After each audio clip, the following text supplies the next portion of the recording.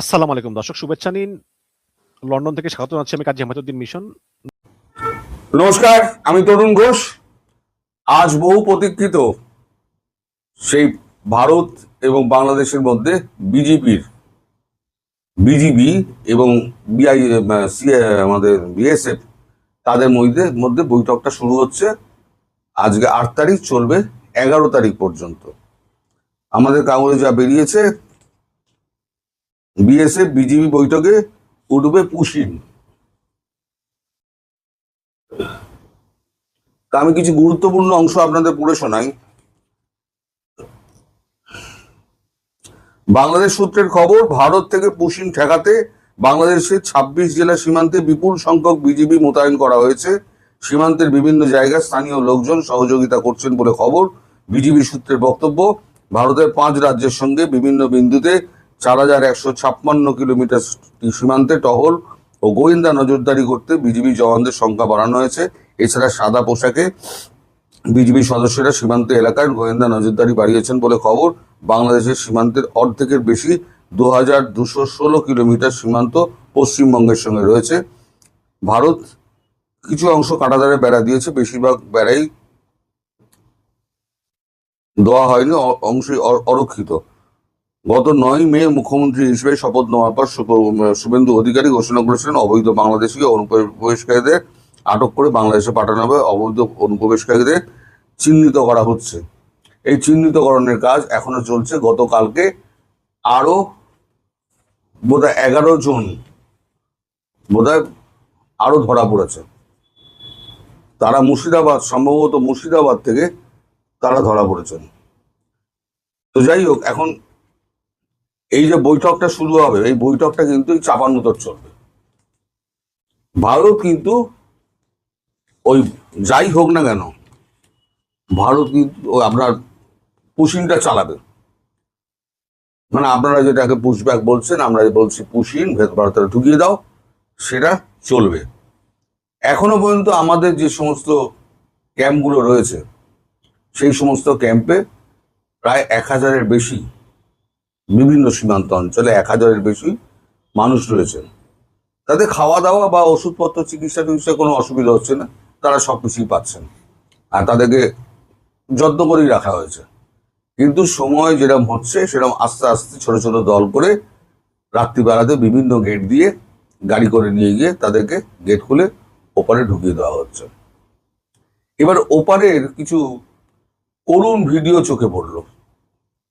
করুণ ভিডিও বলতে এইটা যে ওপারের বাংলাদেশের মানুষ নোম্যান স্ট্যান্ডে বসে আছে, অথচ বিজিবি তাদেরকে নিচ্ছে না। তারা বলছে, আমরা বাংলাদেশের অমুক গ্রামে আমাদের বাড়ি, আপনারা খোঁজ নিন, আমাদের আত্মীয় স্বজন ওখানে রয়েছে, আমার বাড়ির লোকেরা ওখানে রয়েছে, কাজের জন্য আমরা এখানে এসেছিলাম। বিজিবি তাদেরকে দিচ্ছে না এবং তাদের দিকে বন্দুকের তাক করে রয়েছে। সেখানে মহিলা থেকে বাচ্চা পর্যন্ত সবাই রয়েছে। এখন এই যে আপনাদের এই যে দুমুখ নীতি, 10 লক্ষ রোহিঙ্গা আপনারা নিতে পারলেন, তাদেরকে পাসপোর্টও দিয়ে দিলেন, অথচ বাংলাদেশি নাগরিক যারা, তাদেরকে আপনারা ফেরাবেন না। অন্তত বিজিবি তো ফেরাবে না। তা এর পেছনে কাহিনীটা কি? কাহিনীটা ভেঙেছেন আমার যে lieutenant general, commander lieutenant general AK Singh. তিনি বলেছেন যে এই যে বিজেপি যখনই পার করে না, বিজিবি প্রতি জন পিছু 1000 টাকা করে নেয়। 2016 সালে আমাদের কিরণ রিজিজু, মানব সম্পদ উন্নয়ন মন্ত্রী, সংসদে দাঁড়িয়ে 2016 সালে বলেছিলেন, আমাদের দেশে 2 কোটি বাংলাদেশি আছে। একবার সংসদে দাঁড়িয়ে বলেছিলেন, সেটা আবার ফাইলিংও আছে। যে যা বলে সেটা তো আবার লেখা হয়, সেটা ফাইলিং হয়। তো তিনি বলেছিলেন 2016 সালে, আর ঘটনা ঘটছে 2026 সাল। তাহলে গত 10 বছরে আরো যদি আপনি 1 কোটি ধরেন, তাহলে 3 কোটি আপনার এই সদস্য সংখ্যা, বাংলাদেশি অনুপ্রবেশকারী সদস্য সংখ্যা তা প্রায় 3 কোটিতে পৌঁছে যায়। এখন 3 কোটিকে ফেরাতে গেলে সময় লাগবে, কিন্তু ভারত ধীরে ধীরে ফেরাবেই। এখন এই বৈঠকে এই চাপানুতর চলবে। বাংলাদেশ বলবে আমরা নেব না, ভারত বলবে এই এই প্রমাণ আছে, তোমাদের ওখান থেকে এসছে, তোমাদেরকে নিতে হবে, তোমাদের দেশের নাগরিক, সমস্ত প্রমাণাদি সমস্ত তথ্য পেশ করা হবে। তখন কি হয়, এই 4 দিনের বৈঠকের পরে নির্যাস কি বেরোয়, যদি জয়েন্ট স্টেটমেন্ট হয় তাহলে পরে তখন বোঝা যাবে, আর জয়েন্ট স্টেটমেন্ট না হলে তাহলে ভারত একাই বলে দেবে। বাংলাদেশ তার নিজ গৃহে গিয়ে যা বড় বড় ভাষণ দেওয়ার ভাষণ দেবে। কিন্তু আলটিমেটলি যেটা হচ্ছে, আপনাদের দেশে এই যে পুশিন যেটা আছে, আমরা যেটা পুশিন বলছি, আপনারা পুশব্যাক বলছেন, সেটা কিন্তু অবিরাম আগামী কয়েক বছর চলবে বিভিন্ন সীমান্ত দিয়ে। এবার কত আপনারা আটকাবেন? প্রশ্ন হচ্ছে, দেশের নাগরিককে স্বীকৃতি আপনারা দেবেন না, বিদেশি রোহিঙ্গাদের আপনারা স্বীকৃতি দেবেন, এটা কোন অর্থে? তার মানে কি বাংলাদেশ ঘাট থেকে বাংলাদেশিদের মানে নাগরিকদের ঠেলে দিতে চায়? বাংলাদেশি নাগরিকরা কি বাংলাদেশের কাছে মানে বোঝা হয়ে গেছে? আমাদের কাছে তো সেই প্রশ্ন উঠছে। এদিকে এই সমস্ত ঘটনা নিয়ে না, আমাদের এখানে যে হেরে গেছে তৃণমূল, তার এখন অস্তিত্ব সংকটে। কেন এই সমস্ত ঘটনা নিয়ে আমি বলছি, তার ব্যাখ্যা আমি আসছে। কি বেরিয়েছে আজকে দেখুন, আজ মমতার অস্তিত্বের যুদ্ধ। মমতা ব্যানার্জি গেছেন দিল্লিতে, INDI এর বৈঠকে উনি ডেকেছেন, সেখানে কংগ্রেস আসছে, সেখানে আরো 2-1টা দল টল আসছে, কিন্তু সমাজবাদী পার্টি থেকে আরম্ভ করে আপনার তামিলনাড়ু, তারপর কেরল, এরা সমস্ত আসছে না। তো আদৌ এই আপনার INDI বৈঠক আদৌ ফলপ্রসূ হবে কিনা সে বিষয়ে যথেষ্ট সন্দেহ আছে। কারণ কংগ্রেস যখন উনি ক্ষমতায় থাকেন তখন উনি কাউকেই পাত্তা দেন না। এই কংগ্রেসের রাহুল গান্ধী যখন কলকাতায় এসেছিলেন, যখন সভা করতে চেয়েছিলেন, তখন কিন্তু মমতা ব্যানার্জি তার সভা করার অনুমতি দেননি। আজকে প্যাচে পড়েছেন বলে আজকে উনি গিয়ে রাহুলের সাহায্য চাইছেন, ইন্ডি জোটে আপনি আসুন। সকাল বিকেল ফোন করে করে করে করে গতকাল প্রাক্তন মুখ্যমন্ত্রী মমতা বন্দ্যোপাধ্যায় দিল্লি পৌঁছেছেন, এবং পৌঁছানোর সঙ্গে সঙ্গে অরবিন্দ কেজরিওয়াল তার বাড়িতে এসে তাকে একটা ফুলের তোড়া দিয়ে অভিনন্দন জানান। অরবিন্দ কেজরিওয়াল, সেও হেরো পার্টি, দিল্লিতে সে হেরেছে, আর মমতা ব্যানার্জিও দিল্লিতে হেরেছে। সব থেকে গুরুত্বপূর্ণ ব্যাপার যেটা হলো, সেটা হচ্ছে এই যে আমাদের 80 জন বিধায়ক এখানে জিতলেন, এই 80 জন বিধায়কের মধ্যে প্রথম ডাকে 20 জন উপস্থিত হয়েছিলেন, বৈঠক যখন ডেকেছিলেন। দ্বিতীয় বৈঠকে 8 জন উপস্থিত হয়েছিলেন। আপাতত 60 জন মানে বিরোধিতা করে তারা আলাদা তৃণমূল করে আলাদা ব্লক করে নিয়েছে। সেটা হচ্ছে বিদ্রোহী ব্লক বলা যায়। এই বিদ্রোহী ব্লকে শুনছি আরো নাকি যোগ দেবে। তাহলে আলটিমেটলি যেটা গিয়ে দাঁড়াবে সেটা হচ্ছে, তার পশ্চিমবঙ্গে তার আম গেছে, আর সংসদে যে 28টা আসন রয়েছে, সে 28টা আসন সেখানেও অনেকে হারের মুখ দেখতে হয়, মানে সংখ্যা ধরে রাখার জোরটা উনি দেখাতে পারবেন না। কারণ 28টা আসনের মধ্যে 18 জনই নাকি বিপক্ষে চলে গিয়েছে। তার কারণ একটাই, একটা নয় দুটো। এক হচ্ছে এই বাংলাদেশ ইস্যুতে মমতার এই দ্বার খুলে দাও, এসো এসো এসো, আলো বাতাস এসো, এই নীতি। আর 2 হচ্ছে এই হাদি হত্যার প্রসঙ্গ। এই হাদি হত্যার প্রসঙ্গ নিয়ে যে মামলাটি রিঙ্কি চ্যাটার্জি সিং হাইকোর্টে করেছেন, সেই মামলার সঙ্গে প্রথমে তো একটা মামলা জুড়েছিল, গত 3 দিনে আরো 3-4টে মামলা হয়েছে। সেই মালদা থেকে আর কি এ পর্যন্ত দক্ষিণ 24 পরগনা পর্যন্ত 4টি থানায় 4টি মামলা হয়েছে। তাহলে 4 আর 1 5, আর রিঙ্কি চৌধুরী সিং এর তার নিজস্ব করা মামলা, তাহলে 5 আর 1 6। যোগ হলো 6টা মামলা। এই মামলা কিন্তু প্রত্যেক কটাই দেশদ্রোহী চার্জে দেওয়া আছে। এখন এই যে যারা থাকতে চাইছে না, তাদের বক্তব্য হচ্ছে আমরা পার্টিটা করতাম, কিন্তু দেশদ্রোহী তকমা আমরা গায়ে নেবো কেন? দেশদ্রোহী তকমা আমরা গায়ে নিতে পারবো না। আমাদের কাজ হচ্ছে ভারতবর্ষের মধ্যে রাজনীতি করা, ভারতবর্ষের উন্নয়ন হোক অনুন্নয়ন হোক তা দেখা। আমরা এখন বিপক্ষে দলে দলে আছি। আমরা বিপক্ষ দলের যে আমরা রীতিনীতি আছে, বিরোধিতা করার, যে সরকারের সমালোচনা করা, তা আমরা তা করব। কিন্তু আমরা কোনো মতেই দেশদ্রোহী সঙ্গে তকমার সঙ্গে আমরা চাপ আমরা নিতে পারবো না। এই ইস্যুটা এখন বড় ইস্যু হয়ে গেছে। এখন মমতা ব্যানার্জি আজকে দিল্লিতে বসে সমস্ত সাংসদদের ডেকেছেন। কতজন সাংসদ উপস্থিত হবেন এই দেশদ্রোহী তকমা গায়ে লাগানোর জন্য, সেটা নিয়েও বড় প্রশ্ন। ফলে এদিকে যেমন বিজেপি, বিএসএফ এবং বিজেপি বৈঠক হচ্ছে এই পুশিন নিয়ে, তেমনি ওদিকে মমতা ব্যানার্জি তার সংকট কাটানোর জন্য অন্তত সংসদটা বাঁচুক। এ তো গেছে, বিধানসভা তো গেছে, তিনি তো এমএলএও নন, তিনি বিধানসভায় ঢোকারও টিকিট পাবেন না। এখন যে সংসদটা বাঁচে তার জন্য উনি চেষ্টা চালাচ্ছেন, কিন্তু চেষ্টা হয়তো মাঠে মারা যেতে পারে। কারণ দেশদ্রোহী তকমা কেউ গায়ে মাখবে না আর কি। তো আপনারা দেখুন, মনে হয় মমতা ব্যানার্জি অন্তিম লগ্ন, আমি যেটা বলেছিলাম, অন্তিম চলতে জানারও লোক থাকবে না, অন্তিম লগ্ন এসে গেছে। আসসালামু আলাইকুম রহমতুল্লাহি ওবরকাতুহু। সম্মানিত দর্শক, বাংলাদেশ এবং ভারতের সীমান্তে নিয়মিত পুশ ইন করার জন্য শত শত মানুষকে ভারত জড়ো করেছে এবং এই ঘটনা নিয়ে প্রায় প্রতিদিনই সীমান্তে বিশ্রী রকম পরিবেশ পরিস্থিতি তৈরি হচ্ছে।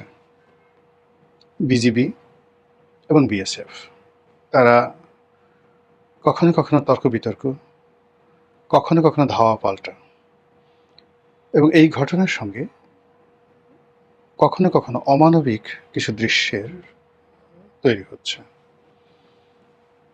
এবং সেগুলো এরকম যে ভারত যে পুশিনগুলো করতে চাচ্ছে বাংলাদেশে, সেই পুশিনকে আবার ঠেকিয়ে দেওয়ার জন্য আমাদের সীমান্তরক্ষী বাহিনী, বর্ডার গার্ড, বিজিবি তারা আবার কাউন্টার পুশিন করছে, তাদেরকে ফেরত পাঠাচ্ছে।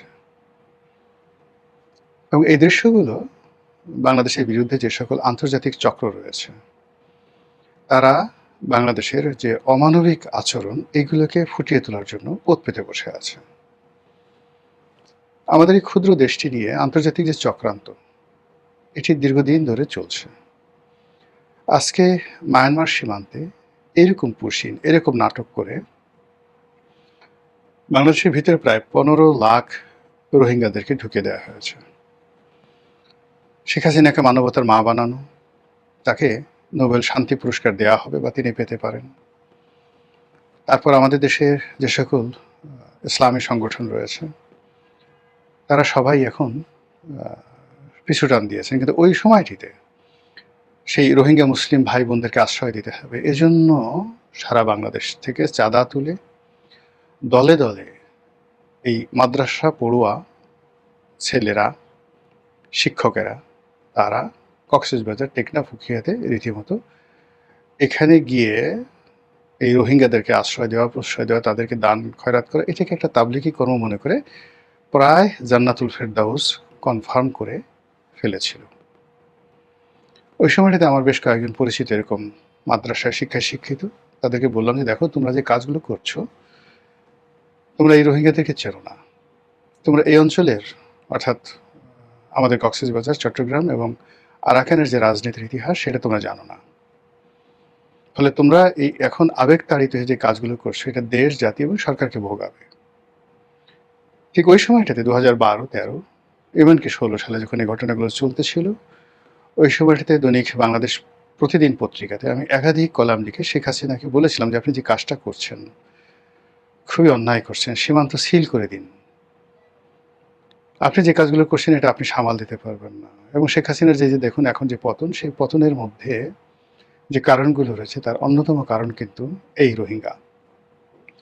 এই রোহিঙ্গাকে ইস্যু করে অবাধে তুরস্কের গোয়েন্দা সংস্থা, পাকিস্তানের গোয়েন্দা সংস্থা, চীনের গোয়েন্দা সংস্থা, আমেরিকার একেবারে পুরোপুরি মিলিটারি ইউনিট যেভাবে ক্রমাগতভাবে 2016 সাল থেকে আজ অবধি বাংলাদেশে অপারেশন পরিচালনা করছে, ফলে কক্সবাজার, বৃহত্তর কক্সবাজার উপজেলার যে বা জেলার, উপজেলা মানে বলতে ধরেন টেকনাফ উপজেলা এবং কক্সবাজার জেলা, পুরো বৃহত্তর এই অঞ্চল, তার সঙ্গে সঙ্গে পার্বত্য অঞ্চল, সেখানে যে অস্থিরতা শুরু হয়েছে, সেই অস্থিরতার বিপরীতে আমাদের আইন শৃঙ্খলা রক্ষাকারী বাহিনী কতটা ভূমিকা রাখতে পারছে, এটা নিয়ে যথেষ্ট প্রশ্ন করার সুযোগ আছে।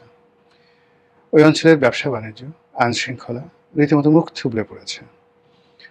ওখানে যারা আদিবাসী, মানে আমাদের যারা বাঙালি ওই অঞ্চলে, কক্সবাজার জেলায়, তারা সবাই বলতে গেলে এখন রোহিঙ্গা হয়ে পড়েছে। আর ওখানে যে সকল রোহিঙ্গা সর্দাররা রয়েছে, তারা সেখানকার রাজায় রূপান্তরিত হয়েছে। কাজে যে মিলিটারি পদক্ষেপ নেওয়া দরকার ছিল এবং যে রাজনৈতিক সিদ্ধান্ত নেওয়ার দরকার ছিল, সেটা আমরা এখনো পর্যন্ত নিতে পারিনি। কিন্তু আমরা বিদেশিদের ফাঁদে পা দিয়ে ফেলেছি একটি সীমান্তে, মানে মায়ানমার সীমান্তে। এবার আসুন, ভারতের সঙ্গে যে আমাদের প্রায় 4500 কিলোমিটার সীমান্ত রয়েছে, বিশ্বের অন্যতম বৃহত্তম সীমানা, অনেক বড় বড় দেশ রয়েছে, কিন্তু ভারতের সঙ্গে আমাদের যে এই যে 4500 যে বর্ডার, কিলোমিটার যে বর্ডার, এরকম বর্ডার পারস্পরিক দুটো দেশের মধ্যে খুব কম আছে। আমার জানা নাই, আমি ইন্টারনেট দেখলে বলতে পারতাম। দ্বিতীয়ত হলো যে এরকম বিশাল বর্ডার, কিন্তু অসম সামরিক শক্তি, অসম কূটনীতি এবং অসম অর্থনীতি এবং অসম সংস্কৃতি, এটি আর বিশ্বের কোনো দেশে নেই। যেমন ধরুন মেক্সিকোর সঙ্গে ইউএসের যে যাকে বলা হয় সীমানা রয়েছে, তারপর কানাডার সঙ্গে আমেরিকার যে সীমানা রয়েছে, চীনের সঙ্গে ভারতের যে সীমানা রয়েছে, পাকিস্তানের সঙ্গে আফগানিস্তানের যে সীমানা রয়েছে, তো সেই সীমানার যে ভৌগোলিক অবস্থান, রাজনৈতিক অবস্থান এবং সীমানার দুই পারে মানুষের মধ্যে যে অন্তমিল, তার বিপরীতে যদি আপনি আমাদের এই 4500 কিলোমিটার সীমানার, ভারতের সাথে যে সীমানার, সেখানকার যে বৈরিতা, রাজনৈতিক বৈরিতা, ভৌগোলিক বৈরিতা, মানুষের মন এবং মানসিকতা এবং সংস্কৃতির যে বৈরিতা, এটি অন্য কোনো সীমানায় নেই। ফলে আমাদের এই সীমানা শান্তিপূর্ণ আছে এখনো পর্যন্ত, 71 থেকে এখনো পর্যন্ত, কিন্তু এটা অশান্তিতে রূপান্তরিত হতে এবং এটা যে কোনো সময় আমাদের স্বাধীনতা এবং সার্বভৌমত্বের জন্য বুমেরাং হতে 1 মিনিটের সময় লাগবে না। যেটা বলছিলাম যে আমাদের কক্সবাজারের যে সীমানা, এটা এখন মারাত্মক ঝুঁকি, এবং সেই ঝুঁকির কারণে পুরো দুটো রেজিমেন্ট, অর্থাৎ কক্সবাজারে সেনাবাহিনীর যে রেজিমেন্টটা রয়েছে,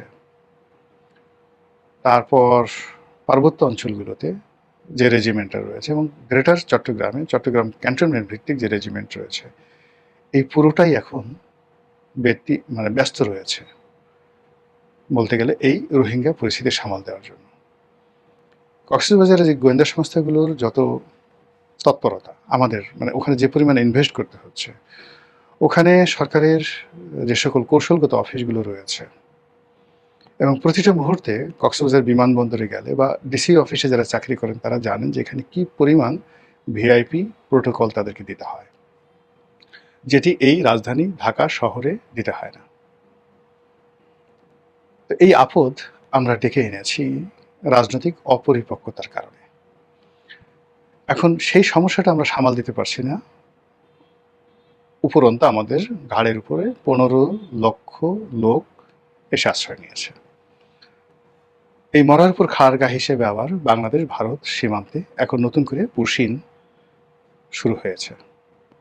কয়জন করতে পেরেছে আমরা আসলে জানি না, কিন্তু ভারত সীমানার ওপারে অন টেস্ট কেসে কয়েক হাজার লোককে তারা জড়ো করেছে, এবং বিচ্ছিন্নভাবে 200, 350 ওভাবে সীমানার ওপারে জড় করে তারা পুশিনের চেষ্টা চালিয়ে যাচ্ছে। এবং এটা নিয়ে আমাদের বাংলাদেশের আবেগপ্রবণ বাংলাদেশ বিজিবির সঙ্গে রাত দিন সীমান্তের এপারের লোক, হাজার হাজার মানুষ সেখানে বিজিবিকে ধাওয়া করছে, মানে বিজিবিকে নয়, বিজিবির সাথে থেকে তারা বিএসএফকে ধাওয়া করছে, আমরা দেখছি। কিন্তু ওপারের মানুষ যে আবার বিএসএফ এর সাথে ঐক্যবদ্ধ হয়ে বাংলাদেশের লোককে যে ধাওয়া করছে এ খবর তো আমরা জানি না। এবং সীমান্তে সত্যিকার অর্থে কতটুকু হতাহত হচ্ছে, কি পরিমাণ মানুষের এই উত্তেজনার ফলে কাজকর্ম বন্ধ রয়েছে, ব্যবসা বাণিজ্য বন্ধ রয়েছে, এবং এটার আফটার ইফেক্ট কি আমরা সেটা জানি না। তবে আওয়ামী লীগ জামানাতে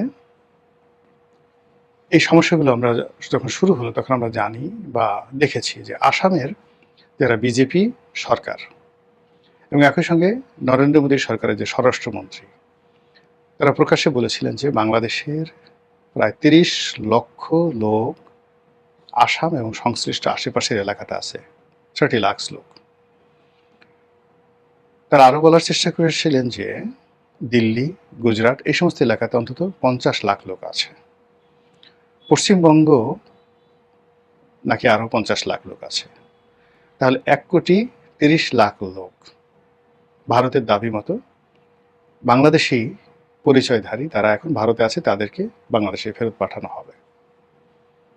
এর মধ্যে আসামের যে সরকার, বিজেপি সরকার, তারা পণ করেছিল যে এই 30 লাখ লোককে তারা ঠিক আলাদা করে তাদেরকে একটা ক্যাম্পে, কনসেন্ট্রেশন ক্যাম্পে, যেভাবে রোহিঙ্গা ক্যাম্প ওইরকমভাবে তাদেরকে আলাদা ক্যাম্প তৈরি করে সেই ক্যাম্পে রাখা হবে এবং সময় এবং সুযোগ মতো বাংলাদেশে যেভাবে বিহারি ক্যাম্প আছে, যেভাবে বাংলাদেশে রোহিঙ্গা ক্যাম্প আছে, এইভাবে আসাম বাঙালি একটা ক্যাম্প তৈরি করবে এবং সেখানে যে সকল বাঙালি আছেন যারা সন্দেহভাজন, যাদের আইডেন্টি কার্ড নেই, বা ভারতের বিজেপি সরকার, আসামের সরকার মনে করছে যে এই 30 লাখ লোক তাদের পরিচয়পত্র থাকলেও তাদেরকে সেই পরিচয়পত্র বঞ্চিত করে বাংলাদেশে ফেরত পাঠাবে এবং তাদেরকে সেই ক্যাম্পে জড়ো করা হচ্ছিল বা হবে।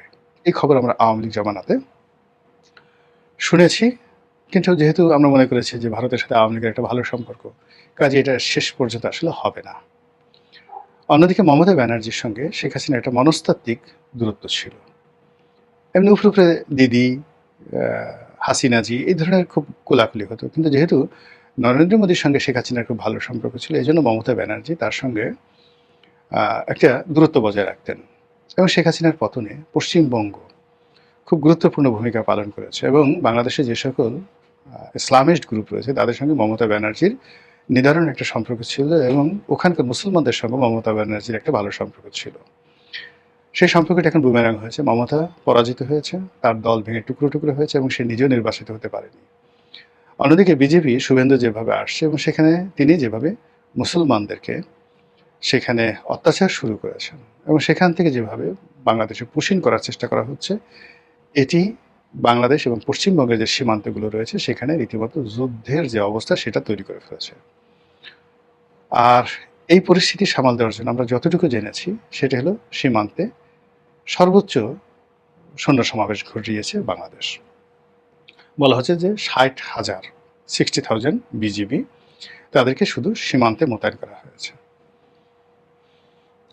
এটা রীতিমতো যুদ্ধ অবস্থা। অন্যদিকে বাংলাদেশের যে চিফ হুইপ, সংসদের চিফ হুইপ, তিনি বলেছেন যে 1000 বেড বিশিষ্ট এরকম 5টা না 7টা হাসপাতাল করার জন্য চীনের সঙ্গে ইতিমধ্যে সরকার চুক্তি করেছে। ইট মিন যে সকল এলাকাতে হাসপাতাল করা হবে চীনকে বাংলাদেশ এখানে একটা এক্সেস দিতে চাচ্ছে। ভারত যখন এটা বুঝে গেছে যে বাংলাদেশে তারা জিয়ার যে নেতৃত্বে যে সরকার, সেই সরকার মোটামুটি চীনকে একটা বিরাট করিডোর দিয়ে দিচ্ছে, আর সে কারণে উত্তরবঙ্গকে কেন্দ্র করে চীন সেখানে রীতিমতো যে মাস্টার প্ল্যান করছে সেটাকে ঠেকিয়ে দেওয়ার জন্য ভারত রণ উন্মাদনা শুরু করেছে। আমাদের পুরো উত্তরবঙ্গের যে সীমানার ওপারে ভারত মাঝারি পাল্লার ক্ষেপণাস্ত্র, বিমান, জঙ্গি বিমান, তাদের যে আর্টিলারি এবং সৈন্য সমাবেশ, যেটাকে পদাতিক সৈন্য বলা হয়, সেটা তারা ইনুস জমানা থেকে সেখানে জড়ো করেছে এবং ভারতের সেনাবাহিনীর প্রধান নিয়মিতভাবে পশ্চিমবঙ্গে অফিস করছেন। অজিত দোভাল নিয়মিতভাবে পশ্চিমবঙ্গে অফিস করছেন। এই যে জিনিসগুলো চলছে, সেই জিনিসগুলো আমাদের পুরো সীমান্ত অঞ্চলে একটা যুদ্ধের উন্মাদনা ছড়িয়ে দিয়েছে। আমরা কি এখন প্রশ্ন যে আমরা কি এই মুহূর্তে কালক্ষেপণ করব, ভারতের সঙ্গে আত্মসমর্পণ করব, চীনের সঙ্গে আমরা কৌশলগত সম্পর্ক স্থাপন করব, পাকিস্তানের সঙ্গে কৌশলগত সম্পর্ক স্থাপন করব, আমেরিকাকে এখানে অ্যাক্সেস দেব, নাকি কি করব? এই মুহূর্তটি বর্তমান সরকারের জন্য একটি অ্যাসিড টেস্ট। সরকার যদি টিকতে পারেন, খেলতে পারেন, তাহলে সরকার আগামী 10, 15, 20 বছরের জন্য টিকে যাবেন।